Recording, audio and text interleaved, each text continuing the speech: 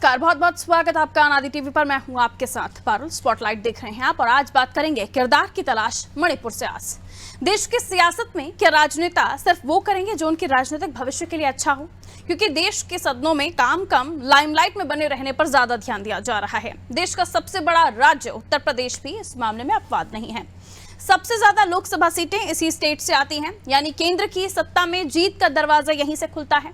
इसलिए विपक्षी गठबंधन इंडिया में यूपी का प्रतिनिधित्व कर रहे अखिलेश यादव जिस महत्व की उम्मीद इंडिया गठबंधन में कर रहे हैं, शायद उतना महत्व उन्हें वहां नहीं मिल रहा है। अध्यक्ष पर तो सवाल ही नहीं उठता कि उन्हें जगह दी जाए, लेकिन संयोजक या कमेटी में भी उनकी कोई चर्चा नहीं हो रही है। लिहाजा अपनी उपस्थिति दर्ज कराने अखिलेश ने उत्तर प्रदेश की विधानसभा में मणिपुर का मुद्दा उठा दिया। विधानसभा के मानसून सत्र के पहले दिन ही उनकी पार्टी ने जोरदार हंगामा किया। मणिपुर की घटना पर निंदा प्रस्ताव की मांग की, जिसको लेकर हंगामा हुआ। सरकार और सीएम योगी पर तंज कसते हुए सीएम योगी के बयान की मांग की। इस पर विधानसभा स्पीकर सतीश महाना ने कहा कि नियमावली देख लीजिए और ये भी कहा कि स्मरण हो कि सदन के इतिहास में पहले कभी दूसरे राज्यों की आंतरिक घटनाओं पर चर्चा नहीं हुई। ऐसा करके नई परंपरा को जन्म नहीं दिया जा सकता। जब स्पीकर ने मना कर दिया तो अखिलेश ने मीडिया से कहा कि दुनिया में कोई ऐसी जगह नहीं जहां मणिपुर की चर्चा ना हुई हो। ऐसे सवाल ये है कि आखिर मणिपुर पर चर्चा कराने में अखिलेश का क्या हित है। मणिपुर में ना तो मुसलमानों की संख्या ज्यादा है और ना ही यादवों की। जातिवादी और अल्पसंख्यकों की राजनीति करने वाले अखिलेश को मणिपुर से यूपी में कोई फायदा नहीं होने वाला है, वो जानते हैं। तो क्या इस सवाल का जवाब 31 अगस्त को मुंबई में होने वाली इंडिया गठबंधन की प्रस्तावित बैठक में छिपा हुआ है? क्या विपक्षी गठबंधन में सबसे बड़े राज्य का सबसे बड़ा नेता होने के बावजूद अखिलेश हाशिए पर जा चुके हैं, इसलिए 31 अगस्त से पहले अपनी पूछ परख बढ़ाने के लिए यूपी की विधानसभा में मणिपुर का मुद्दा उठा रहे हैं? सवाल यह भी है कि यूपी में मणिपुर का मुद्दा उठाने से अखिलेश को मिलेगा क्या? इसी पर करेंगे चर्चा। कि जिस तरीके से मणिपुर में घटना हुई और उस पर हम एक केवल निंदा प्रस्ताव नहीं पास कर सकते, निंदा नहीं कर सकते उस घटना की। कितने ये देश का सबसे सबसे बड़ा प्रदेश है। अध्यक्ष महोदय, देश के प्रधानमंत्री जी यहाँ से आते हैं। मणिपुर पे कम से कम मणिपुर पर हम आपसे कुछ बोलने की अपेक्षा। आप उत्तर प्रदेश के लिए आप उत्तर प्रदेश में सब सही क्या है। माननीय अध्यक्ष महोदय, अध्यक्ष घटनाओं आप निंदा करिए, निंदा का प्रस्ताव करिए। ये विधानसभा में ये परंपरा है, परिपाटी है, दुनिया में विधानसभा का विषय जगह नहीं बची जहां पर मणिपुर की घटना की निंदा नहीं हो। विपक्ष है कि जिन्हें उत्तर प्रदेश नहीं बल्कि मणिपुर की घटना याद आती है। किसी प्रदेश की कानून व्यवस्था पर चर्चा करना उत्तर प्रदेश के नियम में शामिल नहीं। सपा का हंगामा करने के पीछे मकसद केवल एक ही है कि वो प्रदेश की जनता की गाड़ी कमाई को खराब करना और सरकार के अच्छे कार्यों में सहयोग न करना उनकी नीति बन गई है, जिनका जवाब उन्हें 2024 में देना पड़ेगा। आज समाजवादी पार्टी ने विधान परिषद में मणिपुर की घटना में महिलाओं के साथ बर्बरजुंडा के अत्याचार, नंगा कर घुमाए जाने की घटना और साथ ही साथ आदिवासियों की सामूहिक हत्या किए जाने की घटना का निंदा प्रस्ताव लेकर के सदन पटल पर रखने का काम किया है। माननीय सभापति जी को हम सभी लोगों ने उसे मिलकर के भी दिया है, पटल पर भी रखा है, लेकिन सरकार के इशारे पर हमारी निंदा प्रस्ताव को स्वीकार नहीं किया गया है, जो सरकार के इस घटिया सोच को दर्शाता है। और साथ ही साथ भारतीय जनता पार्टी की सरकार लोकतंत्र को कुचलने का जो दुस्साहस कर रही है। साफ है 31 अगस्त पास है। पूनम पांडे प्रवक्ता है कांग्रेस से, हमारे साथ जुड़े हैं। पूनम जी का स्वागत करते हुए राघवेंद्र सिंह प्रवक्ता भारतीय जनता पार्टी से, मनोज यादव प्रवक्ता समाजवादी पार्टी से और प्रभात त्रिपाठी जी वरिष्ठ पत्रकार हैं हमारे साथ जुड़ रहे हैं। प्रभात जी से ही हम शुरुआत करेंगे। प्रभात जी, बहुत बहुत स्वागत आपका आनंद टीवी पर। सर, आपसे समझना चाहूंगी, वहां पर अध्यक्ष महोदय भी बता रहे थे कि इतिहास में कभी ऐसा नहीं हुआ कि उत्तर प्रदेश यानी स्टेट में दूसरे स्टेट का मुद्दा गरमाया हो और उस पर बयान देने के लिए मुख्यमंत्री को कहा जा रहा हो। अखिलेश यादव जब ये बयान दे रहे हैं तो सीधे तौर पर समझ ये आता है कि 31 अगस्त पास है। देखिए पारुल जी, मैं आज विधानसभा की कार्रवाई में था जी। आज से विधानसभा का मानसून सत्र शुरू हुआ अनुपूरक बजट के लिए और कई मुद्दों के लिए सदन बुलाया गया था। 10 बजे समाजवादी पार्टी के लोग वहां पे चौधरी चरण सिंह की प्रतिमा में उन्होंने विधानसभा के बाहर प्रदर्शन किया और जब सदन का सत्र शुरू हुआ तो उन्होंने जिस तरीके से सदन के अंदर सारे मुद्दे उठाकर उन्होंने ये साबित करने का प्रयास किया कि उत्तर प्रदेश में आज भी मनोज यादव की पार्टी एक सशक्त और मजबूत विपक्ष के रूप में है। और अखिलेश यादव, और जब मुख्यमंत्री योगी आदित्यनाथ आए तो उन्होंने अखिलेश को तो नमस्कार किया और शिवपाल से रुक के 1 मिनट बात भी की उन्होंने। तो चचा को उन्होंने जो हमेशा योगी जी देते रहते हैं सदन के अंदर, वो एक अलग बात है। लेकिन जो ये पूरा मुद्दा मणिपुर का है, ऐसा है पारुल जी, नियम 110 जो है उसमें ये कहता है, नियम 110 कि नियम 110 का हवाला बार बार सतीश महाना ने दिया और उन्होंने कहा कि इसमें कहीं नहीं लिखा है कि अन्य राज्यों की घटना का जिक्र यहाँ किया जाए, चर्चा कराई जाए। लेकिन समाजवादी पार्टी चर्चा की बात नहीं कर रही थी। समाजवादी पार्टी सहित कांग्रेस या और भी जो अन्य विपक्षी पार्टी, वो कह रही थी निंदा प्रस्ताव पास किया जाए। मैंने अपनी 31 साल 32 साल की पत्रकारिता में मैं एक सवाल, 2 सवाल है आपकी डिबेट के माध्यम से जी। एक सवाल ये है कि जब देश के बड़े खिलाड़ी मेडल जीत के आते हैं तो हर राज्यों की विधानसभा में उनका स्वागत सत्कार करके उनकी चर्चा की जाती है। मणिपुर की घटना बहुत ही विभत्स और शर्मनाक घटना है, जिसकी निंदा पूरे देश क्या पूरे दुनिया में हो रही है। अगर उत्तर प्रदेश की विधानसभा में 1 सेकंड निंदा करके और मामला वही समाप्त हो जाता। मुझे ऐसा लगता है कि जो सरकार है, सरकार अपनी हठधर्मता पे लगी हुई है। विपक्ष को पास जितने भी मुद्दे थे, टमाटर की महंगाई का और जितने भी ज्वलंत मुद्दे आम जनता के हैं, वो उठाना चाहती थी। ऐसी स्थिति में सतीश महाना बार बार मना कर रहे थे कि ये निंदा प्रस्ताव पास नहीं हो, क्योंकि अगर निंदा प्रस्ताव पास हो जाता तो मणिपुर की सरकार को बर्खास्त करने की स्थिति आ जाती। क्योंकि आज मणिपुर में जो सरकार है वो डबल इंजन की सरकार है और समर्थन भी वहां एक पार्टी का वापस हो गया है। और जब पार्लियामेंट में इसकी निंदा हो सकती है तो मुझे ऐसा लगता है, मेरा अपना जो एक इतिहास विधानसभा का कहता है कि जब राष्ट्रीय घटना कोई होती है, राज्यों की घटना पे चर्चा नहीं हो सकती है। बंगाल के राज्य की चर्चा यहाँ नहीं हो सकती, पंजाब की नहीं हो सकती। ठीक है, चर्चा नहीं कर सकते थे क्योंकि नियमावली नहीं कह रही थी, लेकिन ठीक है सर, निंदा प्रस्ताव आ सकता था। राघवेंद्र जी क्या कहेंगे इस पर? अगर बाकी मुद्दे भी थे जिनको लेकर सदन में पहुंचे थे विपक्षी पार्टी के नेता कार्यकर्ता, लेकिन जो वो चाह रहे थे वो आप नहीं चाह रहे थे, और नियमावली का हवाला देते हुए आपने चर्चा का जिक्र किया, जबकि निंदा प्रस्ताव की भी बात कर रहे थे। जवाब आपके पास। अभी हमारे मित्र कह रहे थे पार्लियामेंट में चर्चा हो सकती है तो उत्तर प्रदेश की विधानसभा में नहीं हो सकती है। पार्लियामेंट के क्षेत्र में आता है मान्यवर मणिपुर, उत्तर प्रदेश के क्षेत्र में आता है क्या मणिपुर? कैसी आप बात करते हैं? देखिए, समाजवादी पार्टी वास्तव में दिग्भ्रमित पार्टी है आज की तारीख में। उसके लाइन डेट बिगड़ गई है। इसी के कारण उन्होंने योगी पार्ट 2 का पहला जो बारी बारी से सर प्लीज थोड़ा सा इंतजार कीजिए अपनी बारी का। दूसरा भी इसी प्रकार से के भेंट चढ़े। उत्तर प्रदेश में विकास और सुशासन के लिए कतई चर्चा के लिए इनके पास मुंह नहीं है। अगर चर्चा होगी तो सरकार की जो 4 बार उत्तर प्रदेश में सरकार रही उसमें भी चर्चा होगी। योगी पार्ट 1 से लेकर के योगी पार्ट 2 आज तक हम लोगों ने विकास के इतने नए नए आयाम स्थापित किए। त्रिपाठी जी कह रहे हैं राघवेंद्र जी की निंदा प्रस्ताव लाया जा सकता था, चर्चा के लिए मांग नहीं कर रहे थे। अगर निंदा प्रस्ताव आता तो फिर मणिपुर की सरकार बर्खास्त हो सकती थी। नहीं, कैसे बर्खास्त हो सकती थी? बेसिरकार की बात कर रहे हैं। उत्तर प्रदेश में चर्चा होगी, मणिपुर सरकार बर्खास्त हो जाएगी। क्या नहीं चाहते हैं ना, सरकार तो बर्खास्त होनी चाहिए थी। आप इस घटना को छोटी घटना समझ रहे हैं क्या? मणिपुर की घटना को लेकिन एक स्टेट से अगर ऐसा कुछ होता है तो क्या सरकार गिर जाएगी या फिर सरकार को अधिकार नहीं रहेगा सत्ता पर रहने का? ये थोड़ा सा मुझे लगता है विधि विधायी से जुड़ा हुआ प्रश्न है। और अरे प्रस्ताव के आने से सरकार कैसे गिर जाएगी? कौन सी ऐसी संवैधानिक व्यवस्था है जिससे सरकार गिर जाएगी? ठीक है, लेकिन इलेक्ट्रॉनिक चैनल में बैठे हुए हैं, सम्मानित चैनल में बैठे हुए हैं, ऐसी बात तर्क सही बातें क्या करिए? ऐसी लेकिन क्या वजह रही कि एक भी शब्द मणिपुर के बारे में संसद में किसी ने कुछ नहीं कहा सत्ता पक्ष की तरफ से?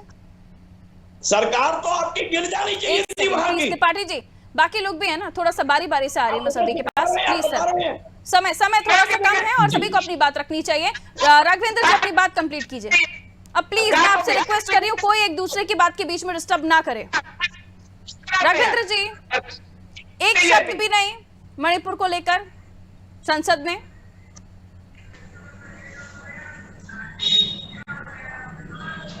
राघवेंद्र जी, आवाज मिल रही है मेरी आपको? हाँ, मिल रही है। एक शब्द भी नहीं कहा सत्ता पक्ष की तरफ से संसद में मणिपुर को लेकर, जैसा विपक्ष की डिमांड थी। नहीं देखिए, उनका विषय को लेकर बहुत चर्चा हो गई है। हमारी देश की सरकार, निश्चित रूप से जिसकी भी सरकार हो, चाहे समाजवादी पार्टी की सरकार हो, मेरा मानना है जिसकी सरकार में इस प्रकार की घटना होती है, निश्चित रूप से आंखें सर से झुकती हैं। इस प्रकार का घटनाक्रम नहीं होना चाहिए। ठीक है, चूंकि पहले ही इस मामले को लेकर मुख्यमंत्री योगी आदित्यनाथ से लेकर तमाम जो भारतीय जनता पार्टी की टॉप लीडरशिप है निंदा कर चुकी है, फिर इसको सदन में लाकर स्पेशली चर्चा कराने के पीछे का मकसद क्या रहा होगा? लौट रही हूँ सर, मनोज यादव जी कहिए। देखिए, दुर्भाग्यपूर्ण ये है कि मौजूदा सरकार विपक्ष को न देखना चाहती है, न सुनना चाहती है, न जवाब देना चाहती है और न ही उनके साथ तर्क वितर्क करना चाहती है। सिर्फ एक बात चाहती है कि वो सुनाए, हम सुने, संडे के मन की बात की तरह। ये तो नहीं हो पाएगा। आपको अगर कुछ % वोट मिला है और आप सत्ता में है, बहुमत में है, तो हमको भी इसी प्रदेश और देश की जनता ने वोट देके विपक्ष में बैठा ला है। हम अपनी जिम्मेदारी का निर्वहन करेंगे। लेकिन आप ये बताइए, पूरी दुनिया में अधिकतर देशों में जो बड़े महत्वपूर्ण देश हैं, अमेरिका, फ्रांस, ऑस्ट्रेलिया, संयुक्त राष्ट्र संघ, सब ने निंदा प्रस्ताव पारित किया है इस बात को लेकर कि किसी देश में मणिपुर जैसी घटना नहीं होनी चाहिए, जहां 21वीं सदी में महिलाओं का वीडियो बना के उनके साथ एक भीड़ अत्याचार करेगी, लोगों का घर जलाया जाएगा, लोगों को 50,000 लोग बेघर हो जाएंगे।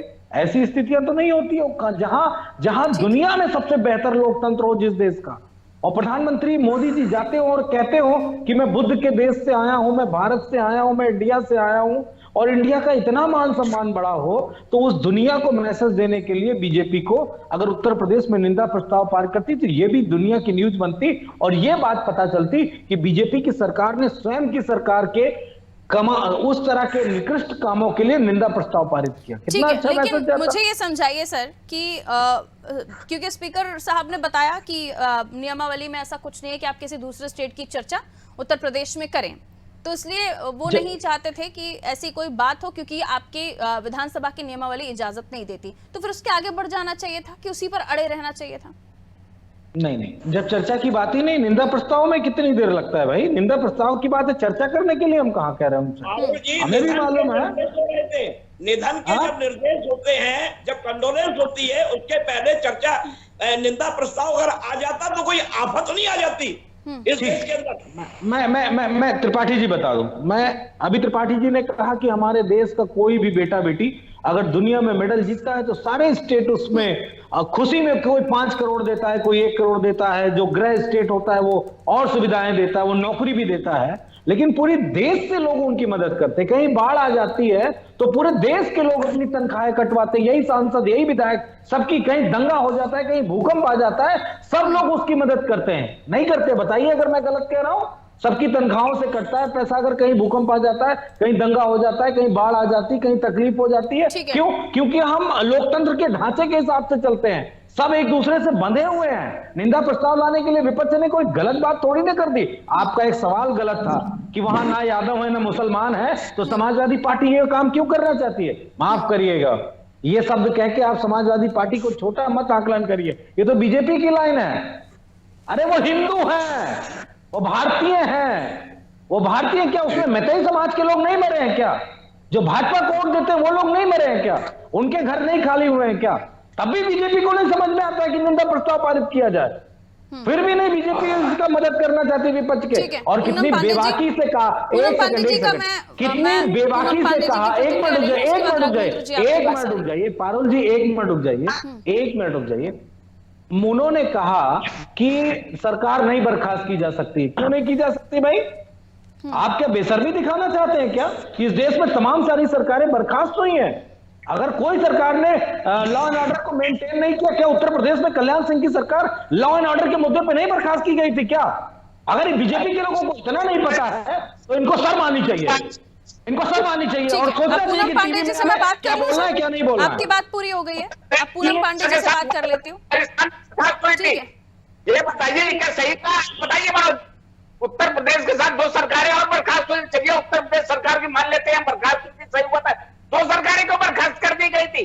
मान्यवर 87 सरकारें कांग्रेस सरकार ने बर्खास्त की है, राष्ट्रपति शासन लगाया है। आप कितनी करोगे, आप कितनी करोगे कि आप खरीद करोगे कि अपनी सरकार बना लोगे? आप कब वही इस लिस्ट में आओगे कि हमने भी सरकार को बर्खास्त कर दिया? आप सिर्फ हाउस ट्रेडिंग करोगे, हाउस ट्रेडिंग करोगे बस। आप जब चाहोगे तो अपनी सरकार बना लोगे, 2 विधायक होंगे तब भी आपकी सरकार हो जाएगी। क्यों, ये क्यों? ठीक है, अब मैडम के पास चले जाते हैं, वापस दिखाइए। पूनम पांडे जी, अब क्या करें, आपके सहयोग भी आपको बोलने नहीं दे रहे ना, तो मैं भी कितना ही आपको फोर्स कर पाऊंगी। ठीक है, कहिए। जी, मैं कहना चाहती हूँ मैम, सबसे पहले तो सभी भाइयों को मेरा नमस्कार। लेकिन मैं एक चीज कहना चाहूंगी, मणिपुर में जो महिलाओं के साथ हुआ उस पर देश के प्रधानमंत्री क्यों नहीं बोल पाए? क्योंकि वो कहीं उद्घाटन करने में बिजी थे तो कहीं विदेश यात्रा पर बिजी थे। उन्होंने देश की बेटियों के लिए बोलना जरूरी नहीं समझा, उन्हें विदेश यात्रा जरूरी थी, उन्हें यात्राएं जरूरी थी। आज कहा गया कि हर विधानसभा में हर व्यक्ति उन्हें सपोर्ट करता है, जो रेसलर हो चाहे खिलाड़ी हो, मेडल जीत के लाते हैं हमारे देश के। हमारे सम्मानीय प्रधानमंत्री, हमारे भी प्रधानमंत्री हैं, वो उनके साथ फोटो खिंचवाते हैं। वही रेसलर अगर यौन शोषण का सवाल उठाती है तो उस ब्रजभूषण शरण सिंह जी जो है उनके खिलाफ एक FIR नहीं होता है फाइल, उन्हें सजा एक हाँ भी नहीं होता है सजा के लिए। तो ऐसे जगह पर क्या कहेंगे आप? वहां जहां मणिपुर जैसा शर्मसार कांड हुआ, पूरा भारत शर्मसार है आज। हम महिलाओं को मतलब इतना ज्यादा अंग्रेजी शासन हो चाहे मुस्लिम शासन हो, मुस्लिम शासन में किया गया, वो आज हमारे भारत में हुआ। क्या वो भारत का हिस्सा नहीं है जिसकी बात करने से रोका जा रहा है? वो भी हमारे भारत का ही हिस्सा है। वो महिलाएं कोई और नहीं है, वो हमारे भारत की ही महिलाएं। महिला कोई भी हो, चाहे हिंदू हो, चाहे मुस्लिम हो, चाहे सिख हो, चाहे ईसाई हो, कोई भी महिला हो, महिला महिला है, उसका सम्मान करना हमारा पहले कर्तव्य बनता है। और उन महिलाओं के लिए 78 दिन तक इस बात को क्यों दबाया गया? चाहे मीडिया हो और चाहे भारत सरकार हो, क्या उन्हें यह जरूरी नहीं लगा इन महिलाओं के साथ जो अत्याचार हो रहा है उस महिलाओं के खिलाफ आवाज उठाई जाए? उन महिलाओं के साथ जो शोषण हुआ उनके शोषण की बात को उठाया जाए? क्या उनका सम्मान जरूरी नहीं है भारत में? हमारी महिला मंत्रिमंडल में इतनी महिलाएं बैठी हैं हमारे देश की, हमारी सम्मानीय भाई राष्ट्रपति द्रौपदी मुर्मू जी बैठी हुई है। क्या किसी ने आवाज उठाना जरूरी नहीं समझा उन बेटियों के लिए? एक क्वेश्चन नहीं उन बेटियों के लिए, उन बलात्कारियों को खुले आम छोड़ दिया गया। देश की संसद में भी इस मामले को लेकर बात हुई थी और वहां के बाद हम यूपी चले आए हैं। मामला बेहद ही संवेदनशील है, इसमें कोई दो राय नहीं है, लेकिन बाकी सब मुद्दों को छोड़कर हम इसी मुद्दों पर हर स्टेट में बात करेंगे क्या? मैम, आपका मतलब आवाज मुझे डिस्कनेक्ट होके मिल रहा है, पूरी तरीके से नहीं मिल पा रहा है। मैं आपसे ये निवेदन कर रही हूँ मैडम कि देश की संसद में भी इस मामले को बात हुई और काफी लंबे समय से इस मामले पर चर्चा चल रही है, लेकिन इस मुद्दे के अलावा किसी भी स्टेट में कोई बात नहीं होगी, ऐसा आप लोगों ने डिसाइड कर लिया है क्या? अब फिर एक बार रिपीट कर दीजिए, मुझे आवाज नहीं मिल रही है। मैडम को आवाज नहीं पहुंच रही है, मैं लौटूंगी आपके पास। राघवेंद्र जी, क्योंकि नियम ये कहता है कि दूसरे स्टेट की बात एक स्टेट में नहीं हो सकती, और निंदा प्रस्ताव को लेकर भी हमें जो जानकारियां मिल रही हैं उसको लेकर भी यही कहा जा रहा है। अब सवाल ये उठता है कि अगर इस पर बात हो जाती, ठीक है प्लीज बीच में इंटरप्शन मत कीजिए, मैं लौट रही हूँ मैडम आपके पास। बात हो जाती तो शायद इतने आरोप आपके ऊपर जो लग रहे हैं वो नहीं लगते, आप बच जाते उन आरोपों से, ऐसा लगता है आपको? आरोप नहीं लग रहा है। लोकतांत्रिक व्यवस्था में चुनाव ही परिणाम हो रहा है, मुझे आपकी आवाज नहीं मिल पा रही है। अरे मैं कहां पर तो ये आरोप लगा रहे हैं किसी के 3 से ज्यादा समझदार सदन को करने का काम करते हैं, इसकी भली प्रकार काम की है। सबसे आप चर्चा करिए, हमारे जो है सरकार जो है उसका लिए तैयार है, उसमें अटकाने के लिए अखिलेश यादव पूरी तरीके से तैयार है। ये बताइए, हमारे जो सदन करिए, विकास की चर्चा करिए, सुशासन की चर्चा करिए, बाढ़ को लेकर चर्चा करिए, महंगाई को लेकर चर्चा करिए। ये लोग जो है मात्र थोड़ी बातें मात्र करने का काम करते हैं। वास्तविकता ये है, इनके पास चर्चा के लिए कोई विषय नहीं है। योगी पार्ट 1 में जिस तरीके से इनको हार का सामना देखना पड़ा, योगी पार्ट 2 में जिस तरीके से इनको हार का सामना देखना, उसी तरीके से आज की तारीख में समाजवादी पार्टी। ये एक जो सवाल उठ रहा है वो ये भी कि 31 तारीख को होनी है विपक्ष की बैठक, और क्योंकि अखिलेश जी को ना संयोजक के तौर पर देखा जा रहा है, ना उनको कमेटी में रखा जा रहा है, और इसलिए यूपी से अपना महत्व दिखाने की आपका जो अलायंस है इंडिया, उसमें कोशिशें हैं। इसको लेकर क्या जवाब है आपके पास? मुझे लग रहा है आपको ये बात पता चल गई है कि संयोजक कौन बन रहा है, तभी आप ये शब्द कह रहे हैं। हमें अभी जानकारी नहीं है, क्योंकि मीटिंग जब 21 और 1 तारीख को होगी तभी पता चलेगा कौन बनेगा कौन नहीं बनेगा। देखिए, यहाँ पे विषय ये नहीं कि कौन संयोजक बनेगा और कौन प्रधानमंत्री का चेहरा बनेगा, कौन सदस्य बनेगा, कौन कमेटी में रहेगा, कौन नहीं रहेगा। हमारा एकमात्र लक्ष्य ये है कि इस देश से ऐसे लोगों की सरकार को हटाना है जो हमारी बहन बेटियों के इतने निर्लज्जता, बड़े दुष्कर्म और इस तरह की चीजें होने पे खामोश रहती। मैं एक शब्द कहूं, क्या देश के प्रधानमंत्री की बेटी नहीं है इसलिए उनको बेटियों का दर्द का महसूस नहीं होता है क्या? मैं ये शब्द कहूं क्या? और अगर मुझे ऐसा महसूस होता है कि जिसके पुत्र पुत्री या कोई होता है, बच्चा होता है, तो दर्द समझता है कि औलाद को अगर इस तरह मेरी औलाद के साथ होगा तो कितना पीड़ा, कितना दर्द होगा। शायद वो, मेरे ख्याल से वो अनभिज्ञ है इस चीज से, उनको पता ही नहीं है कि क्या हो गया और इसका मर्म कितना खराब है, देश की रेपुटेशन पे कितना असर पड़ा। अगर फिर भी बीजेपी के लोग ये चाहते हैं कि हम इस पे ना बोलें, तो वो बीजेपी जो अपने आप को एक बड़ी अच्छी पार्टी बताती थी कि ये पार्टी भी डिफरेंस की पार्टी है, तो शायद मुझे नहीं लगता कि बीजेपी के अंदर रहेगा। है उनका ये भी मानना है, क्योंकि अब तक राहुल गांधी की सदस्यता को लेकर बीच में गाड़ी मझधर में थी, लेकिन उसके बाद अब क्योंकि वो भी अब आने वाले समय में इलेक्शंस में होंगे ही, तो फर्स्ट प्रायोरिटी नाम उनका भी जा सकता है। ये भी जो विश्लेषक हैं उनका भी कहना है। इसलिए सवाल उठा कि संयोजक कौन हो सकता है, कौन नहीं, कमेटी में कौन हो सकता है, और इसलिए इंपॉर्टेंस दिखाने की कोशिश हो रही है क्या? पारुल जी, हमारा नाम तय है, आप उसकी चिंता ना करें। वो चाहे विश्लेषक जो भी बोले, हमारा संयोजक तय है, हमारा प्रधानमंत्री का चेहरा तय है, हमारी सीटें तय है, सब कुछ तय है। बाकी जिसको जो विश्लेषण करना है वो करता रहे, उससे हमें कोई फर्क नहीं पड़ता। ठीक है, लेकिन भारतीय जनता पार्टी की तरफ से तमाम इन नेताओं का ये भी बोलना है सर कि हम जब देश के संसद में हम जब बात करना चाह रहे हैं तब विपक्षी नेता बात नहीं कर रहे हैं, और आप लोग कह रहे हैं कि यूपी में आकर बात कीजिए इस मामले में। ये कितना सही है? नहीं, सदन में क्या हुआ, प्रधानमंत्री के लिए क्या महत्वपूर्ण है? मणिपुर की घटना महत्वपूर्ण है, जहां आज भी गोलियां चल रही, बम दग रहे हैं, लोगों की हत्याएं हो रही, लोगों के घर जलाए जा रहे हैं। ये प्रधानमंत्री मोदी के लिए महत्वपूर्ण है कि उनको अपने अध्यादेश पारित करना है। गृह मंत्री साहब ने भी बुलाया कि चर्चा हो सकती है। मैं कह रहा हूं, देश के प्रधानमंत्री के लिए इंपॉर्टेंट क्या रखता है, आप ये बताइए ना। नहीं आए के लिए ये महत्वपूर्ण नहीं देश है की संसद में बात नहीं करना आपको, लेकिन मणिपुर की हिंसा को लेकर आपको राज्य में जहां पर नियमावली का हवाला दे रहे हैं स्पीकर महोदय, वहां पर बात करनी है। 30 सेकंड और मैं राघवेंद्र जी आपके पास आऊंगी, लेकिन प्रभात त्रिपाठी जी के पास जा रही हूँ। प्रभात जी 30 सेकंड। देखिए पारुल जी, मैंने इस परफेक्ट में कहा कि जितनी भी राज्यों की विधानसभा होती है उसका हेड लोकसभा और केंद्र का है पूरा, लेकिन मणिपुर इस देश का, मेरा ये सिर्फ इतना कहना था कि अगर हम निंदा कर देते तो क्या आफत आ जाती है। एक राष्ट्रीय मुद्दा है, अगर यही घटना राजस्थान में होती तो आज उत्तर प्रदेश विधानसभा में कंडोलेंस की जाती, आज उसकी निंदा की जाती। तो ये राजनीति का मुद्दा न बनाया जाए कि चलिए, समय इजाजत दे देता। बहुत बहुत शुक्रिया आप सभी का हमारे साथ चर्चा में जुड़ने के लिए। लेकिन इस पूरे मसले को लेकर कनेक्शन कहीं और भी जोड़ा जा रहा है, वो है इंडिया।